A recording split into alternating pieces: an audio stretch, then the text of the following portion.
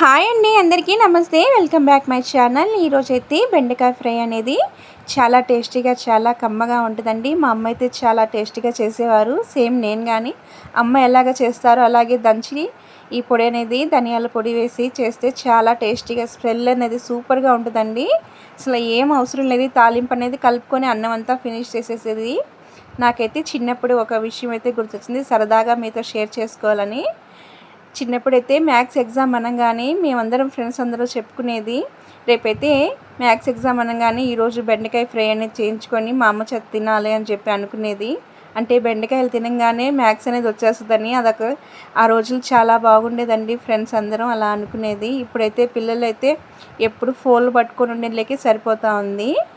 ఈ రెసిపీ అయితే బెండకాయ ఫ్రైది ఫుల్ రెసిపీ మన ఛానల్లో నేను అప్లోడ్ చేస్తున్నానండి. ఇది చాలా టేస్టీగా ఉంటుంది, చాలా హెల్తీ కానీ బెండకాయ అనేది. మన వీడియో కానీ మీకు నచ్చితే లైక్ చేయండి, షేర్ చేయండి, ప్లీజ్ సబ్స్క్రైబర్ అనేది చేసుకోండి.